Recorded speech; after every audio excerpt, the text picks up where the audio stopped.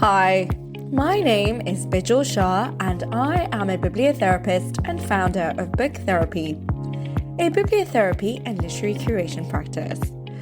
I'm also the author of the book Bibliotherapy, The Healing Power of Reading. I curate book prescriptions and provide online training in bibliotherapy.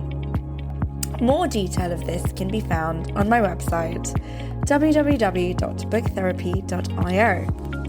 In this podcast, I share my knowledge and research on bibliotherapy, including the latest developments, science, and book recommendations. Join me every week where we take a deep dive into bibliotherapy. We release 2 episodes a week. Voice notes from me, your resident bibliotherapist, and Ask the Bibliotherapist, book recommendations for what's on your mind. I hope you enjoy the show, and if you'd like a bibliotherapist in your pocket, you might find my book, Bibliotherapy, The Healing Power of Reading, a helpful companion. It's available at any bookstore that you shop at. And don't forget to subscribe wherever you listen to podcasts and get new episodes as they're released. And as always, I love hearing from listeners. So if you'd like to get in touch, share any book recommendations or thoughts on bibliotherapy, you can do so at bijal@booktherapy.io. Thanks for listening. Hi everyone, welcome back to Bibliotherapy with Bijal Shah. On today's episode, I'm so excited to introduce my guest, Sarah Fletcher, who is an American-British writer, poet, and pain researcher. Her poetry collection, Plus Ultra, was published by Cheerio Publishing in 2023, and her poetry has appeared in the Poetry Review, Poetry London, and the White Review, and her articles have appeared in the Washington Post, New Statesman, and The Spectator. She's currently finishing a PhD in pain and language, and I'm really excited to introduce our conversation today. I hope you enjoy it. So without further ado, here's the episode. Hi Sarah, it's so lovely to see you and so nice to have you with me here today, talking about all things books and poetry and pain, because I know you've got a whole PhD in pain and poetry and the importance of language around it all. So I'm really excited to hear more about your wisdom on all of that. Before we start, for my listeners, I'd love for them to just hear a little bit more about you and your story. I know you're American, but you grew up in the UK and you moved here when you were in your teenage years, and then you fell into poetry and then ended up doing a PhD in pain and poetry. So it's really exciting. And I feel we have a lot of common ground as well, given our interest in words to heal. So it'll be a really helpful conversation for our audience today. I think it would just be helpful for listeners to know a little bit more about you and your story, Sarah, if you're okay to share. Well, first of all, thank you so much for having me on the Bibliotherapy podcast. I really think that we do have a lot of overlaps, and it makes me really excited to talk to you. It's funny that you said my 2 big things are sort of poetry and pain, which they are, but they're 2 things that the average person tries to avoid in life. Is generally when I talk to people, it's, oh, I don't want to read poetry and I don't want to be in pain. But these are the 2 things that I've ended up embracing in my research. I guess to give a brief background is that I've always been drawn to poetry as a writer. And I was considering before I came onto the podcast, why particularly poetry? And it reminded me of actually something that you've spoken about before, which is, and I think that you're paraphrasing someone else, but when you read literature, the sort of shock of recognition.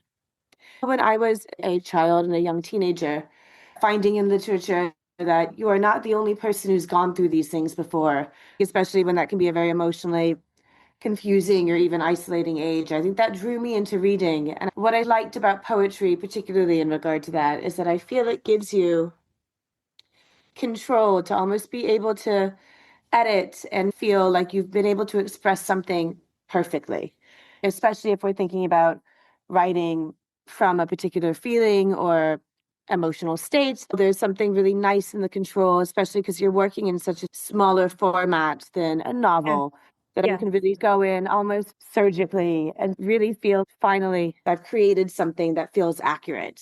When I was a child, for some reason that was probably my fault, I think my parents took away my iPod or something. And I remember on my way to school, I would memorize poems and read them in my head as if they were songs. And there is something about being able to take a bit of literature with you that you can do with poetry that is maybe more difficult, or if you're dealing with a novel, where with novels, the characters can really live with you and you can feel like you know them. And you often have quotes that go in your mind. But with poems, I used to find them to be something really comforting in this repetition, having line sets and stanza, and then being able to just repeat this over and over in my head. As I was an older teenager, I got very into that as well.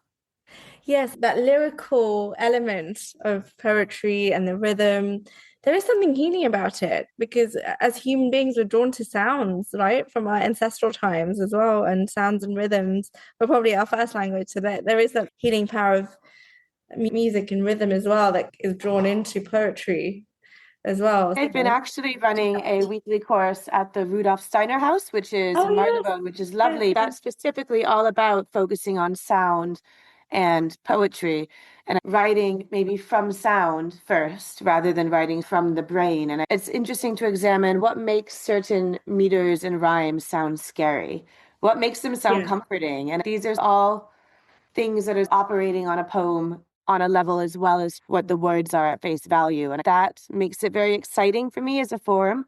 I always wished I could have been a musician. You're like a word musician. I love that idea. Perhaps a word musician. I like that. I think there is something interesting and comforting about having these sort of sounds. If we're nursing maybe or cooing a child to bed, we always have nursery rhymes and coos and oos and things like that that comfort them. We always go back to seeing certain sounds as palliative or calming or invigorating. And that's something that poetry can put a real spotlight on. And it's wonderful to see what you've done around chronic pain in language because your PhD focused on that. And a lot of your research was around the essence of physical pain being captured within poetry. And I'd never come across that before. So I was fascinated clearly when I heard about your story and what you were doing. And it's true. Physical pain has never really been completely captured within narrative or literature because of the difficulty of doing so, because it's what you would want to experience physically. But there is so much experience in pain that it's lovely to have the language to express through poetry. So I'd love to hear a bit more. Yes, absolutely. And you saying that, I think that I'm going to very badly paraphrase something that Virginia Woolf said, which is, it is amazing that in the sort of canon of Western literature, if you're going through heartbreak, you have Shakespearean tragedies and everything to read, and you have a wealth of a cornucopia of things waiting for you. But if you have a headache, people have been mysteriously very silent about that.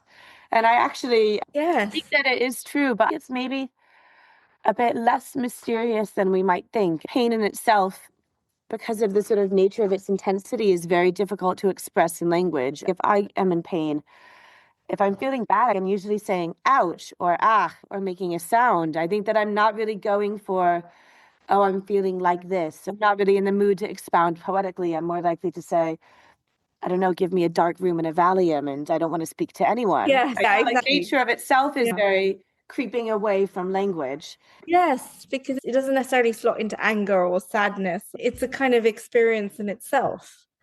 Absolutely. And what I'm particularly interested in researching, and a lot of my research is on how pain is pretty much lives in the domain of metaphors. For example, we often see pain as an invader.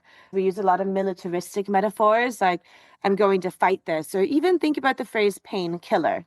I don't know if we have these sort of similarly violent connotations built into the medical language of oncology or kidney wards and things like that. Destroy the cancer cells. And there's a big sense that we're going to fight against it. It's almost like an act of war. Yes, absolutely. It's interesting the time in which a lot of these metaphors would have become mainstream. If you're thinking about describing pain as very common things like, I feel like I'm being stabbed, I feel like I'm being burnt. Yeah. We as modern people are very far away, hopefully, from being stabbed or being burnt, and we are using these as sort of approximates. In some societies in which these sort of things would have been used, there might have been real risk of being stabbed or burnt, or you would have actually been much more nearer to the sort of metaphor. Now we have quite a lot of distance from the language that we use to describe the sort of pain that we're in. Yeah. And I was thinking before I got onto the meeting about what would an updated, so to speak, arsenal of metaphors for pain look like. Of course, one of the biggest changes in our modern world has to probably do with the internet. Is it that we need to restart, or is there possible language around computers that we could use to conceptualize pain as if we're having a firewall or a virus? Yeah. And also because there's a distinction to be made between immediate pain or sharp pain and chronic pain, which you've also looked at. Yes. And so that's interesting as well. And I guess Yes. there are different metaphors for each. Well, chronic Okay. pain is really useful or interesting to look at in that chronic pain, especially because it's so long-standing, makes expressing pain often even more difficult. I've looked at a lot of case studies and spoken to a lot of people in chronic pain. A big thing that I've noticed pops up many times is, especially thinking about the sort of insipid number system that they're often asked, well, let's talk about our pain on a scale of 1 to 10. And a lot of people with chronic pain are like, compared to the average person, I'm probably a 7. Today is probably like a 2 for me. We actually have a lot less useful language now to talk about something like the experience of being in chronic pain. Now, there's been a wealth of new language, which is the doctor's language of diagnoses and blood cells and learning how to, of course, to advocate for yourself. You have to suddenly know what a neutrophil is, and you need to be able to speak in a certain way. And this in itself can be used as its own creative vocabulary. But there's been something very limiting to that, and it strips people's, especially chronic pain, away from any wider social context, and it makes them only in conversation with the doctor.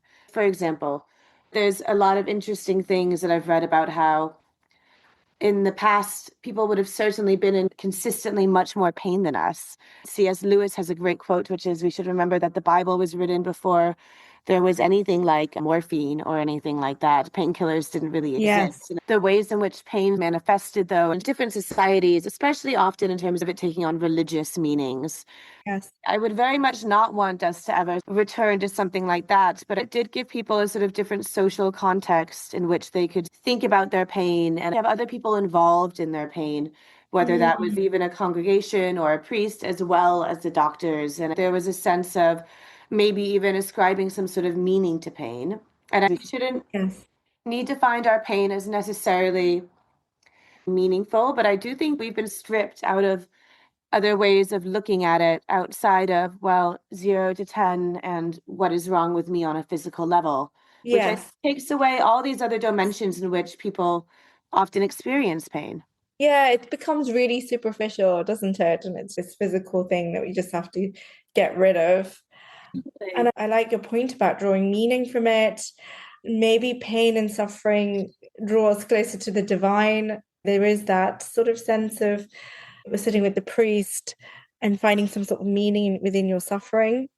So you're right. I think all those perspectives are taken away when we just look at physical and pain. I think there's a lot of things about what does it mean to live alongside suffering. Something that's unique about pain is that when you have pain, whether acute or chronic, it does hijack your brain, and that the first thing that you think is do something, stop this pain. And it's very difficult, especially in chronic pain cases, to be like, well, I have a siren going in my brain saying, stop this. But actually, how do I live alongside that?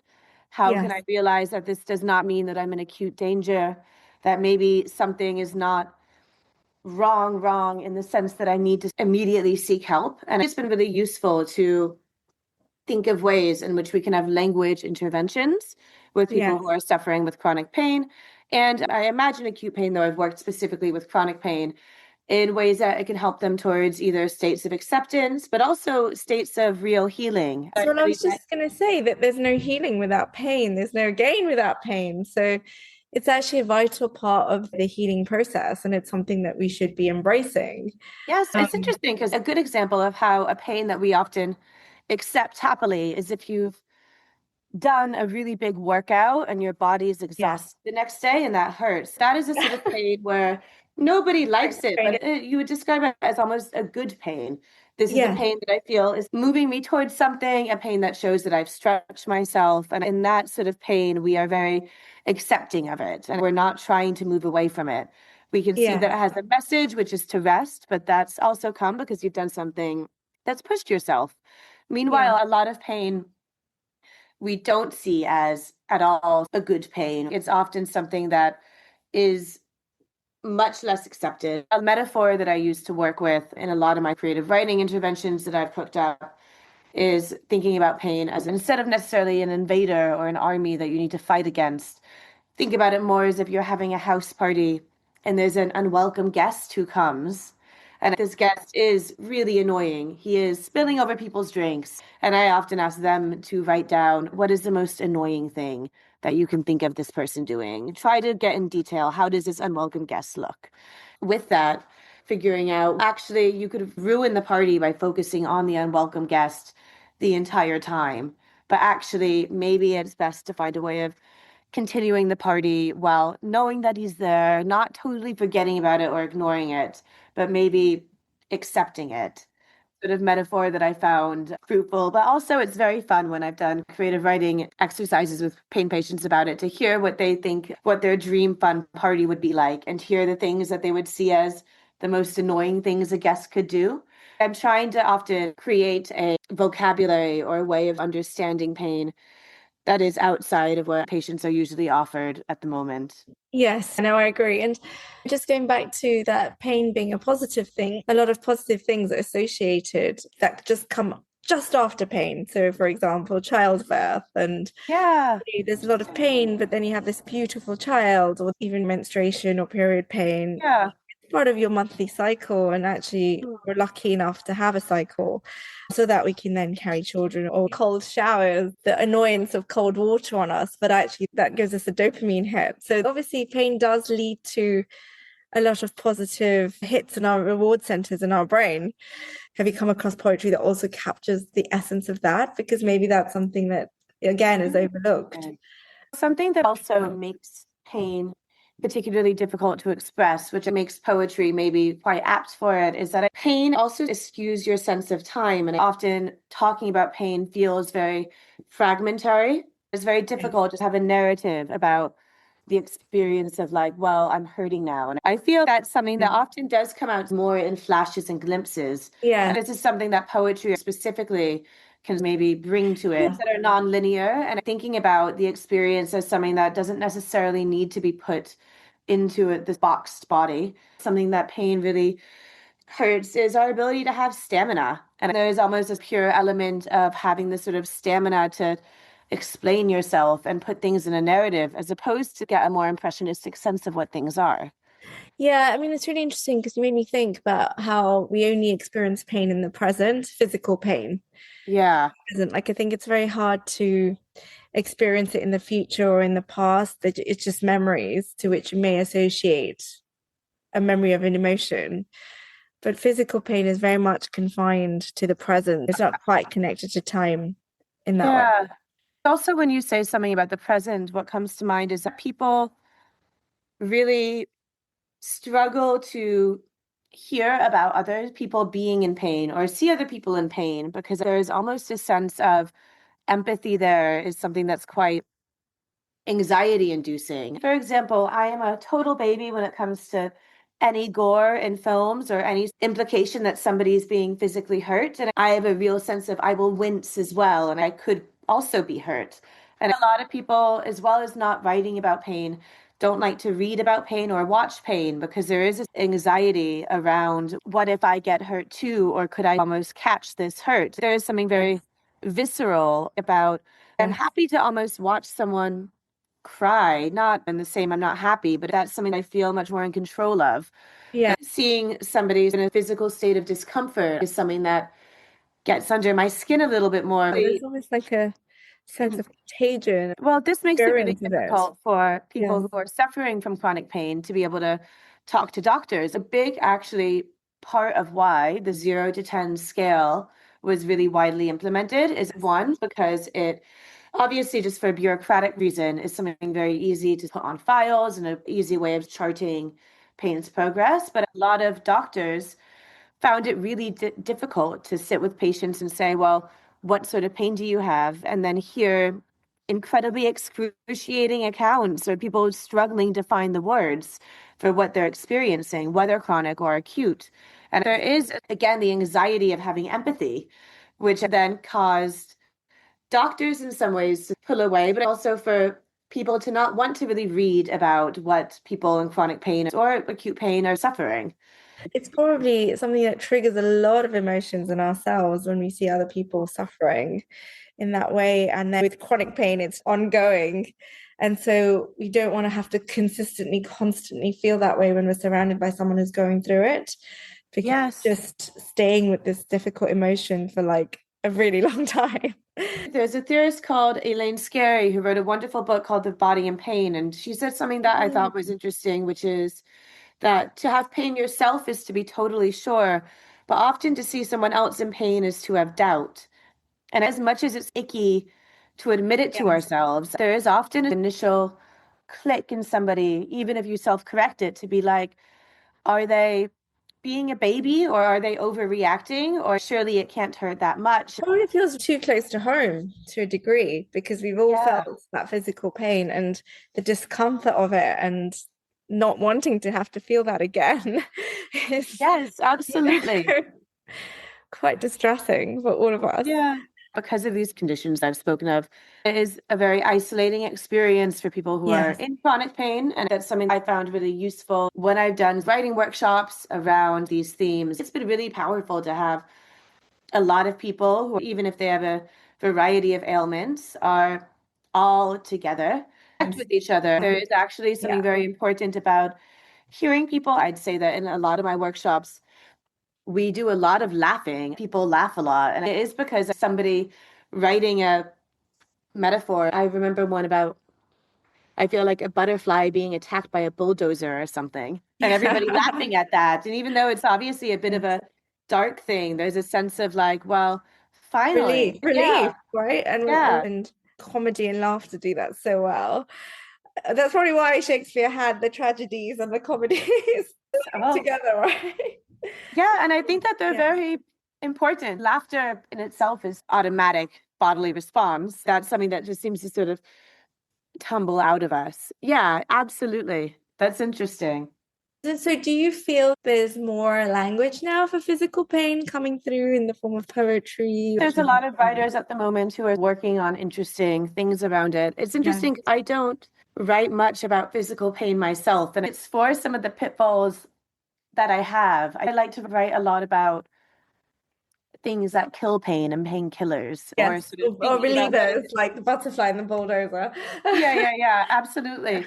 I'd say that in creative spheres, there's a lot of interesting work being done about chronic disability, but there still needs to be some institutional implementation that allows people to have much more access to a wider degree of language. There's a hospital in Canada that gives people pain menus, which is a wonderful idea, where that there's a wide range, different subtypes of pain and different words that can describe it. That's something that is a really wonderful idea, especially because if you're in an acute situation and somebody's like, so would you say that it is more like a butterfly or more like a bulldozer? I think that you just like, F this, I hate this, tell me something. And I thought having a widened language you can give to people at their disposal is a useful starting point. And obviously you would know about this with all your amazing bibliotherapy interventions, which is that maybe a wider emphasis on social prescribing and writing and thinking about language as a well-being cure. A lot of people often see writing as almost a bit wishy-washy or something that's, oh, well, this is a sort of nice distraction. But there's a lot of interesting studies that really show that writing in itself as an intervention can have really profound effects on healing. One of my favorite studies where one group had to do expressive writing, which is to write emotionally every morning for about 10 minutes versus one that didn't. actually had cuts that healed faster. Yes, That the is James something, Pennebaker yeah. study. Yeah, there is something about that expression and connection and outlet for emotions through writing, and then the physical expression of that, connecting with the mind and the mental expression, is powerfully and wonderfully healing.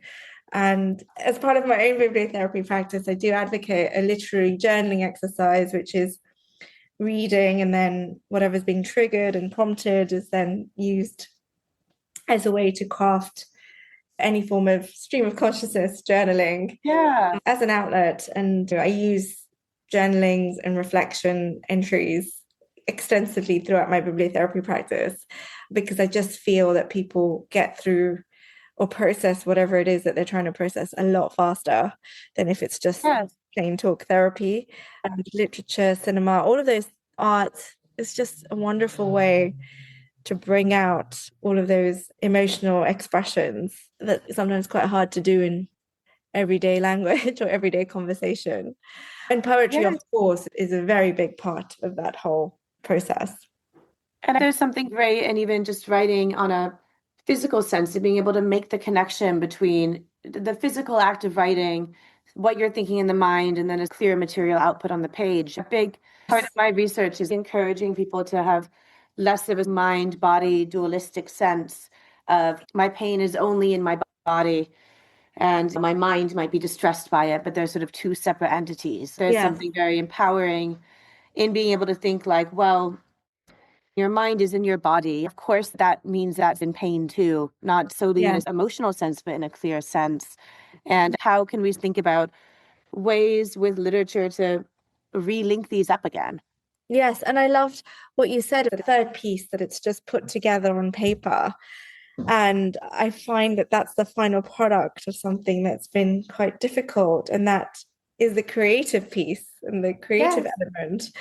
And I feel like there's no healing without that creative piece, and creativity is a key part to healing. I love that third element of the whole process at the end. Yes. Also, you've had the agency to be able to make something that seems accurate, no Meaningful. matter how Yes. small. And that is a huge thing. And even imagination shows this elasticity that is important in being able to think about any sort of healing, especially being able to work together and have a final product. Yeah. There's something really Yeah. powerful in that. And so I know you've got to dash off to another meeting soon, but before we end, this is a bibliotherapy podcast. I really wanted to ask you about the life-changing books or poetry that have had a massive impact for you. I love that question. And I would also love to see a playlist of what everybody else has answered in the past. It's so funny. Really, the first thing that comes to mind, which is something that a lot of teenagers might have, is the love song of J. Alfred Prufrock by T.S. Eliot. And it's this long poem that starts with like, let us go then, you and I, when the evening is set out against the sky like a patient etherized upon a table. I remember just reading those lines and being like, Oh, wow, this that's is beautiful. really something Yeah. strange that I think I'm not, poetry is inviting me to it and twisting the image of this poor J. Alfred Prufrock, who is as embarrassing and unwieldy as his name, and his sad pursuits to unsuccessfully court women and feeling insecure and feeling very alone and awkward. He talks about my arms, which are thin, and this sort of hyper body consciousness that is something that I feel I really related to, and all teenagers can feel, where he's also being misunderstood as he tries to go through literary bohemian London. And Yeah. seeing that in poem form in such a sort of engaging language snared me. And I was always interested in literature, but I'd say that's the main centerpiece that I'd go back to all the time. Yes, that's been obviously very inspirational in you writing your own poetry and taking this to a very extensive PhD level. Yes. It's wonderful to see the inspiration behind it all. So thank you for sharing that. And of course, we've got something to share, right, Sarah? We're going to be rolling out our own podcast soon called I'm the Bibliotherapy incredibly Room. excited. Yes, the Bibliotherapy Room will be really exciting, and it shows how much I think Bijal and I were able to talk with each other, and our work was amazing echoes. Every single time I Yes. talk to you, I'm like, I could stay on this for hours, and there's so many things that I want to ask you. I feel like the podcast form You've been asking me such mindful questions, and I keep on wanting to sort of have to hold back from being like, well, I have something that I want to ask you. Yeah, I know. There's so much I want to share and talk about. So I'm just so excited that we're going to be able to do this in like episodes and continue the conversation, because there's always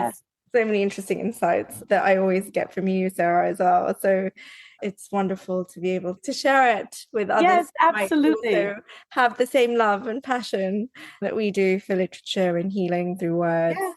And I think also taking it very seriously actually is something that can really help people. That's something that I really love about the bibliotherapy approach, which is that it takes both literature and healing as something that have actually much more to speak to each other in a very serious way. Align the two and bring them into connection. Yes, absolutely. Thank you so much, Sarah, for joining today and telling us about your story.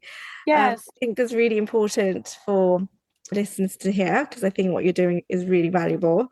So I cannot wait to share this conversation and then share our future conversations. I hope everyone enjoyed the episode, and until next time, stay well. Until next time, thank you so much. Thanks, Sarah. Thank you for listening. I hope you enjoyed the show. And if you'd like to sign up to our online courses or try a personalised book prescription or bibliotherapy session, you can do so following the links in the show notes. And as always, I love hearing from listeners, so don't hesitate to drop me an email at bidgel@booktherapy.io.